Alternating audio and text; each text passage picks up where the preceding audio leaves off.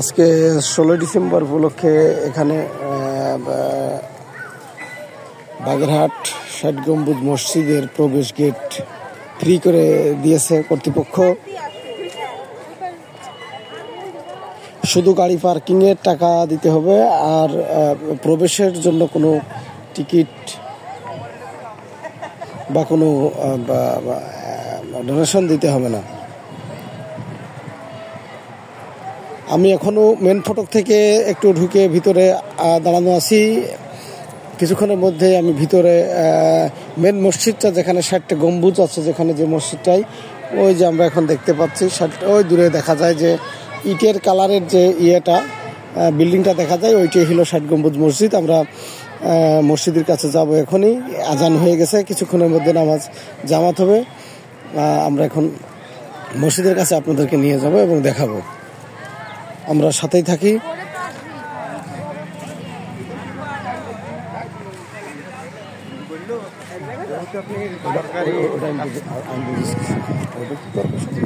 CC camera লাগানো আছে, তো গাড়ির হিসাব আছে। ফ্রি একটা গাড়ি ওটা মেরে খাবে, ঠিক আছে, ওরাও খাবে না, আবার হলো টাকাও হবে না, তাহলে তো একটা বুঝতে দিতে হবে। তাইতে বলি আপনার একটা মিনিট ফোনে কথা বলে বলবেন যে আমার কাস্টমার্সের গাড়ি আসছে না, রেখে গেছিলাম নিয়ে যাচ্ছে। ওটা ঝিনেটা করতেন তো যশোর করতে, ঝিনেটা কোনো হয় কিন্তু ঝিনেটা হয়ে যায়, মানে কাঁচা দূর হয়ে যায়। কারণ এগুলো কিন্তু আমি বলছি না, কিছু কিছু জিনিস আছে, সেটা হলো শুনবেন যখন আপনার ঢাকা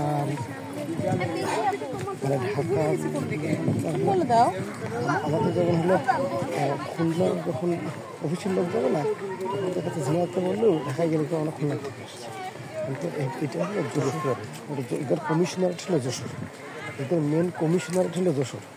নামাজ শুরু হয়ে গেছে, আমাদের নামাজ আদায় করতে হবে কিন্তু। হ্যাঁ, মেন কমিশনারেট হলো যশোর। মসজিদ মনে হয় এখানে না, এটা জাদুঘর, মসজিদ মনে হয় ওইদিকে।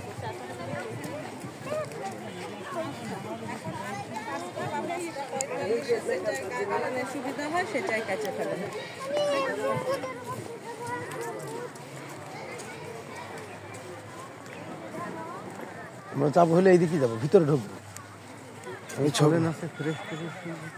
চলেন যাই।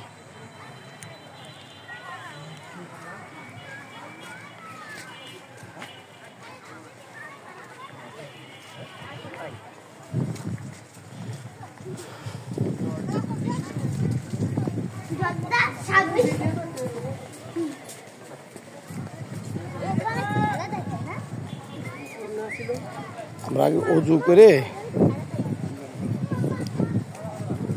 অজুখানা মনে হয় ওইদিকে নাকি, ওই পানির ট্যাঙ্কি ওখান থেকে অজু করতে আসতে হবে মনে হয়। এটা হলো খানজাহান আলীর মাজার।